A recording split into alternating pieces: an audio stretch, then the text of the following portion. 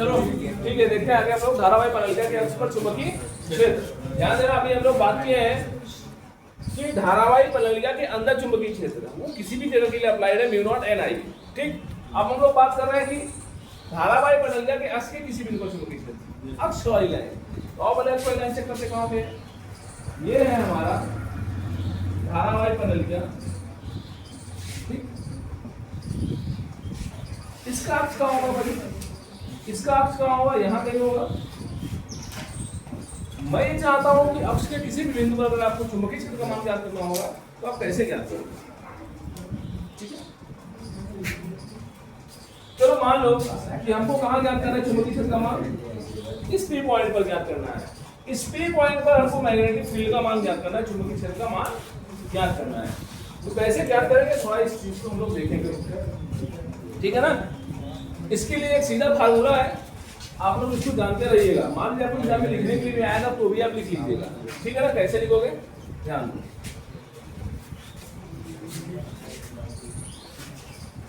यहाँ पे मैं दो एंगल का यूज करूंगा, एक एंगल है यहाँ पे और एक एंगल है यहाँ पे। इस एंगल को मान लेते हैं θ1 और इस एंगल को मान लेते हैं θ2। ठीक है, क्या मान लिए, θ1 और θ2।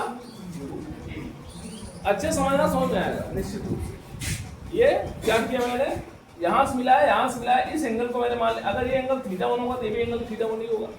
मान लेते हैं सेंटर पॉइंट पे, ठीक है ना, तो ये एंगल भी क्या होगा θ1। लेकिन अगर हम सेंटर पॉइंट इसको खिसकाएंगे आगे पीछे, ध्यान देना ये एंगल बदलेंगे।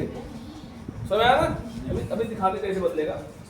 इसके लिए फार्मूला होता है हमारा B = mu naught N I upon 2 क्या होता है cos θ1 माइनस cos θ। ठीक है, एक सिंपल है फार्मूला, वो वही है mu naught N I upon 2 है ना, mu naught N I upon 2 cos θ1 minus cos θ2। ये किसके लिए है, अक्ष के किसी बिंदु के लिए, अक्ष के किसी बिंदु के लिए यहाँ पे लिखा हो। ठीक है ना, चुंबकीय क्षेत्र निकालना होगा तो आपको ये काम करना होगा। क्या हो गया जी, साइन समझ आ रहा है ना, mu naught N I upon 2 cos θ1 minus cos θ। अब ध्यान देना, इस फार्मूले को अप्लाई करना है किसके लिए, एक्सिस के लिए। ठीक, अब समझिएगा, मान लीजिए कि हमारी प्रणालिका अनंत लंबाई की है। यदि प्रणालिका अनंत लंबाई की हो, कितनी लंबाई की, अनंत लंबाई की हो। अब आप बताओ, जब प्रणालिका अनंत लंबाई की होगी, अनंत लंबाई का मतलब खूब बड़ी सी हो जाएगी। अनंत लंबाई का मतलब क्या समझते हैं, इसकी लंबाई ज्यादा होगी। अनंत का मतलब समझते हो ना क्या, अनंत का मतलब जिसका कोई अंत ना हो, मतलब भगवान के पास बोलो कि यहाँ से आसमान पर कितना मानते हो अनंत, अनंत कहाँ है। जैसे मैं कह दूं भाग जाओ अनंत पे, कहाँ जाओगे, कहाँ जाओगे बताओ। यही मैं जानना चाहता हूँ, अनंत से आप क्या समझते हो, what do you feel by infinite. Infinite का मतलब किसी पर्टिकुलर एरिया को छोड़ करके जब आप जाते हो तो वह अनंत कहलाता है। समझ आ रहा, पर्टिकुलर एरिया का मतलब, अभी अनंत का मतलब जर्नी बच्चे क्या समझते जानते हैं, कहाँ ऊपर। समझ आ रहा ना, ऐसा कुछ नहीं है। अनंत का मतलब ये विशेष एरिया को अगर मैं छोड़ करके आगे बढ़ जाऊं तो हमारा क्या कहलाएगा, वो अनंत कहलाएगा। मतलब अगर इस प्रणालिका को मैं खींच करके यहाँ पे छोड़ दूं तो कहानी किसकी हो जाएगी, अनंत की हो जाएगी। समझ आया नहीं, अब ये मत सोचना कि आज प्रणालिका बनाना शुरू करोगे, पूरा आसमान तक बनाते हुए जाना है तब की कहानी पढ़ना है। गुरु जी इतनी लंबी कहानी नहीं है जितना आप सोच रहे हो। ठीक, अल्फा मान सकते हैं, बिल्कुल मान सकते हैं। cos α1 माइनस cos α2 मान सकते हो, तुम्हारा मन करे और कुछ मान लो, cos A cos B मान सकते हो। जो मानोगे वहाँ यहाँ दिखाना पड़ेगा। ठीक है ना, जो भी मानोगे यहाँ मानोगे वही चीज वहाँ मानोगे। ठीक, अब बताओ कहाँ का दिमाग लगाना,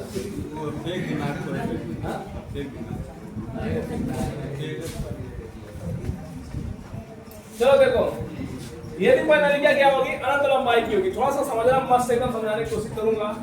अगर मैं इस चीज को पकड़ करके खींचता जाऊं, ध्यान देते जाऊं, अगर मैं इस चीज को पकड़ करके खींचता जाऊं तो ध्यान दो, खूब बड़ा कर दूं, ऐसा लगेगा कि ये वाली लाइन कहाँ आ गई है, नीचे आ गई है। तो मैं बात चेक करता हूँ। चलो थोड़ा सा चेक करते हैं, बहुत हल्के में मैं बना रहा हूँ नॉर्मली। मुझे बड़ा कर दिया मैंने और ये एक्सेस किया। आप ही लोग बताना, आप ही लोग बताओगे। ये है इसका सेंटर पॉइंट, ये है एंगल, ये है एंगल, ठीक है ना। अच्छा एक बात बताओ, इन दोनों कोणों में फर्क क्या दिख रहा है यार? पता है इस कोण में ऐसा लग रहा है कि ये वाला कोण ज्यादा है, लेकिन ये वाला कोण दिख रहा है ऐसा कि नहीं दिख रहा है? अगर मैं लंबाई को और बढ़ा दूं कि बेचारा और कम हो जाएगा, होगा कि नहीं होगा? कि नहीं होगा? ठीक है ना। और समझो, अगर मैं इसको बढ़ाता जाऊं, ये वाला भी ऐसा हो रहा है कि नीचे जा रहा है। इतना बढ़िया देखो, यहाँ छोटा सा घुमा है और यहाँ देखो ऐसा लग रहा है बड़ा सा घुमा है। मीन इस कोण का मान क्या हो रहा है? बढ़ता जा रहा है। मतलब अगर मैं अनंत लंबाई कर दूं, अनंत लंबाई कर दूं तो क्या होगा? क्या होगा? θ1 का मान घट रहा है। θ1 का मान बैठो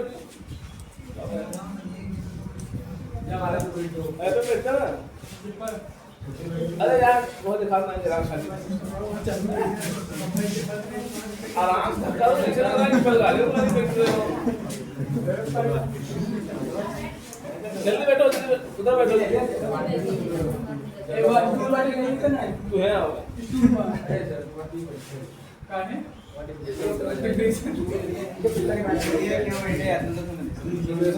बैठो धीरे बैठो, टाइम से आओ तुम लोग, माहौल खराब कर देते हो। समय सब लोग आओ एकदम बैठा आया जल्दी, एक साथ मजा बढ़ जाएगा। ये इतना समझ आ रहा है कि अगर मैं लंबाई को बढ़ा रहा हूँ तो ये वाला कोण क्या हो रहा है? घट रहा है। घट रहा है नहीं घट रहा है? और ये वाला कोण क्या हो रहा है? बढ़ रहा है। मतलब अगर मैं इसको खूब लंबा कर दूं तो ये वाला कोण लगभग 0 हो जाएगा और ये वाला कोण 180 हो जाएगा। ये बढ़ते हुए कितना जाएगा भाई? एक सीधी रेखा हो जाएगी ना ऐसे लगभग लगभग। अगर मैं खूब बड़ा कर दूं, यहाँ से मापूं, ऐसे मापोगे, ऐसे जाएगा लगभग, है कि नहीं? मतलब अगर मैं इस लाइन को बढ़ाता जाऊं, इस परिणतिका को बढ़ाता जाऊं, तो θ1 का मान छोटा होता जा रहा है और θ2 का मान इतना समझ आया? माने अनंत लंबाई के लिए, अनंत लंबाई के लिए θ1 का मान कितना डिग्री होगा? 0 डिग्री होगा। और θ2 का मान कितना होगा? क्या ये बात सही है? ठीक है। अब इन दोनों वैल्यू को उठा करके रखो यहाँ और हम चेक करते हैं कि बीच में चुंबकीय क्षेत्र का मान क्या आता है। सो मैं क्या बोला? इसको पुट करो यहाँ पे, चलो रखते हैं। क्या मिलेगा? B = μ0 Ni अपान क्या 2। फिर क्या होगा? cos θ1, cos θ1 माने cos 0 डिग्री माइनस cos θ2 माने cos 180 डिग्री। समझ आया? ये दोनों वैल्यू क्लियर हुआ। अब बताओ B = μ0 Ni अपान 2 cos 0 का मान 1 होता है कि नहीं होता है? अगला मोड़ा नहीं है। cos 0 का मान 1 और sin 0 का मान प्लस 0। cos 0 sin 0 उल्टा चलता है, cos sin, ठीक है ना? और cos 180 अंश का मान है बस 0 -1। अच्छा कितना होगा? -1 होगा। ये माइनस इसका वाला है और ये वाला -1 अलग से लगेगा और इसको लगा दो ढक्कन नहीं हुआ। समझ आया? 1 और माइनस माइनस 1 और 2 से दूर ये तो वही जाएगा, ये तो वही आ गया भाई μ0 Ni। इसका मतलब केंद्र पर चुंबकीय क्षेत्र का मान कितना होगा? μ0 Ni होगा। इतनी बात समझ आई? अब देखो और समझो,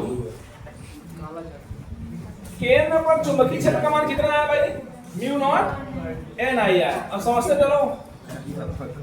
मतलब अगर आपको परीक्षा में केंद्र के लिए चुंबकीय क्षेत्र का मान ज्ञात करने के लिए आए तो हम लोग जो पहला μ0 Ni प्राप्त किए हैं तो वहीं तक आप पढ़ दोगे तो भी हमको कोई दिक्कत नहीं। लेकिन अगर यहाँ पे समझिए, अगर हमें परिणतिका के जो एक्सिस, जो हमारे किनारे वाले भाग हैं, अगर उनके बगल का ही चुंबकीय क्षेत्र का मान ज्ञात करना हो तो कैसे ज्ञात करेंगे? यानी किनारे से थोड़ा अंदर। मैं ऐसा क्यों कर रहा हूं? क्योंकि आप लोग पीछे बताया गया है कि किसी दंड चुंबक में चुंबकीय क्षेत्र का मान ज्यादा कहां होता है? बोलो, किसी दंड चुंबक में चुंबकीय क्षेत्र का मान कहां ज्यादा होता है?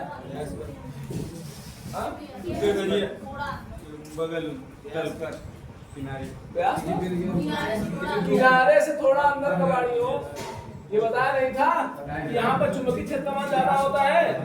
तो बताओ, यहाँ पर चुंबकीय क्षेत्र का मान ज्यादा होता है और सबसे कम कहाँ होता है? कहाँ होता है? और किनारे बीच में यहाँ कम पाया जाता है और यहाँ ज्यादा पाया जाता है। समझ में आया? लिखवाया था ये उसका प्रचार कर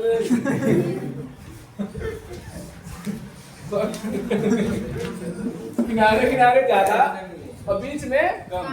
वही चीज हम लोग यहाँ भी चेक करना चाह रहे हैं कि परिनालिका में किनारे कैसा होता है और बीच में कैसा होता है। बीच वाली कहानी हमको मिल गई है, किनारे वाली कहानी जब मिलेगी तो हम तुलना करेंगे दोनों का कि ई वाला वैल्यू ज्यादा है कि आगे जो आ रहा है वो वाली वैल्यू ज्यादा है। तो हम लोग क्या कर रहे हैं, ध्यान दो,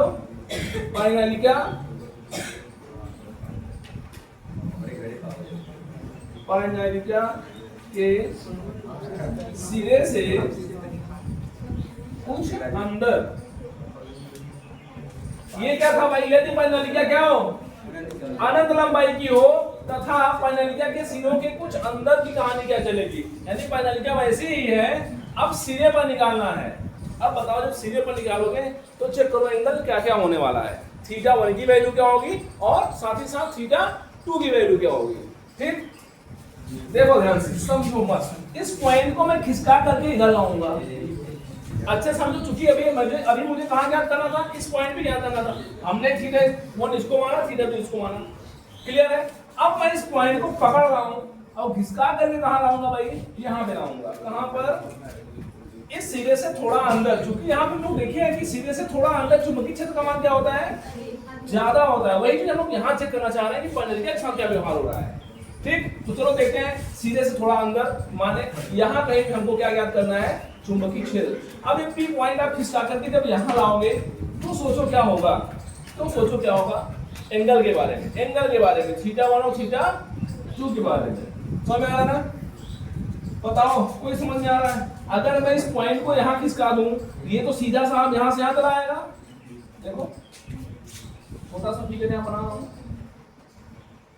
ये एक्सिस है, हमको यहाँ ज्ञात करना है। अब ये वाला कहाँ चला गया भाई? यहाँ चला गया। समझ में आ रहा है? कौन? थीटा 1 ये हो गया हमारा, होगा ना? अब बताओ, जो ये वाला था, इस लाइन को यहीं से मिलाया हो ना? इसका मतलब ये वाला एंगल, अगर मैं इसको दूर लेके जाऊं, ये वाला एंगल घटना शुरू होगा। घट रहा है ना कि बढ़ेगा? सिंपल है भाई, घटेगा ही। क्योंकि अगर हम पास लेके जाएंगे तो ये एंगल बढ़ता जाएगा और दूर लेके जाएंगे तो ये वाला एंगल घटता जाएगा। मतलब ये एंगल घट रहा है। मतलब जब ये पॉइंट यहाँ पहुंचा होगा तो ये थीटा 1 की वैल्यू लगभग 0 होगी और थीटा 2 की वैल्यू लगभग क्या होगी? ये ऐसा लगेगा आपको कि ये इस तरीके से है, माने 90 डिग्री लगभग दिखेगा आपको। नहीं समझ में आया? ऐसे पकड़ो, मेरे पास तुझसे जुगाड़ नहीं है तो मस्त खींचता भी का चाहे हनुमान इसको ना है, मतलब कुछ बताया ना कि काहे उसको पहाड़ पर्वत तो ये बिराज देता। मैं कह रहा हूँ इस पॉइंट को पकड़ो और महसूस करो मैं इसको खींच रहा हूँ। जब इसको खींचूंगा ये वाली लाइन खिसक करके यहाँ आएगी और ये वाली लाइन बढ़ करके यहाँ आएगी। तो सिंपल सी बात है, ये वाला एंगल क्या होता जाएगा? छोटा हो जाएगा। और ये वाला जो लाइन है, ध्यान समझो, ये वाला जो है तो खड़ा होता जाएगा ऐसे। बोलो अब कितना प्यारा है, आप समझाना आप लोगों को। ये देखो, पकड़ो इसको, इधर लाओगे तो ऐसे खड़ा होता जाएगा। ये देखो इस पॉइंट को इधर ला रहा हूं ना, जब यहां लेके आओगे तो ये पॉइंट जो ऐसे था हमारा, वो क्या हो जाएगा भाई? ये देखो, समझ नहीं? यहां से मिलाओगे तो ऐसा ना लग रहा कि सीधा है, माने ये ऐसे हो गया और ऐसे हो गया, माने थीटा 2 लगभग 90 डिग्री हो जा रहा है और थीटा 1 क्या हो जा रहा है? 0 हो जा रहा है। माने थीटा 1 का मान क्या डिग्री और थीटा 2 का मान 90 डिग्री। सो मैं अब जब ये 0 डिग्री 90 डिग्री रखोगे कहां पे पुट करना है, तब चेक करोगे चुंबकीय क्षेत्र का मान क्या आता है। म्यू नॉट एन आइए मान दो cos theta 1 cos 0 degree minus cos 90 degree, सही है। अब बताओ cos 0 का मान, ये तो पूरी दुनिया जानती है कि cos 0 का मान तो सब दाएं बाएं से जानते हैं। cos 0 का मान 1 सो यार हां चलो इस वजह से हम तो नहीं जानते क्योंकि क्या लाइव देखते हैं। cos 90 का मान 0 होता है, ये भी सब जानते हैं। 1 माइनस और एक में 0 घटाओ 1 आएगा, 1 का गुणा इसमें करोगे तो यही आएगा। माने जो वैल्यू आई हमारी कितनी आएगी म्यू नॉट एन आई अपान।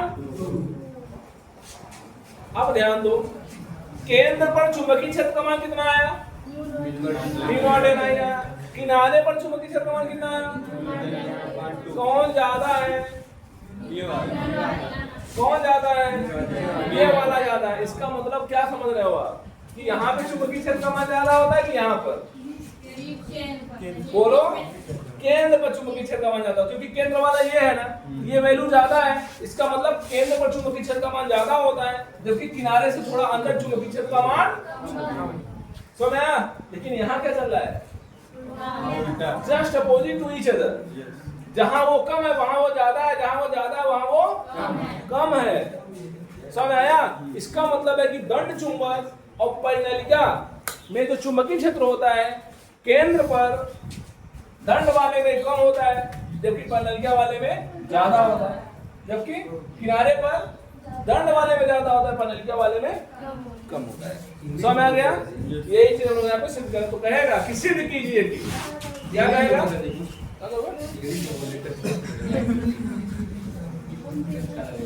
हाँ चलो ठीक है।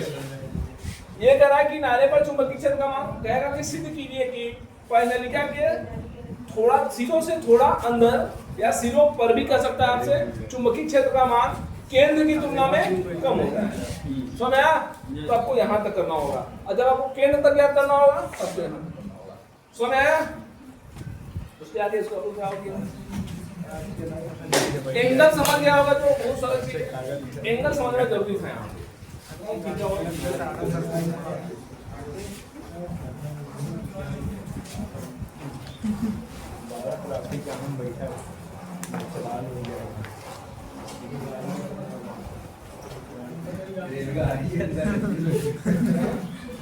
घोड़ा और आ जाता है, क्या चिंता मत पड़ेगा, पैसा देखे जाएंगे। अच्छा गाँव झगड़ा होता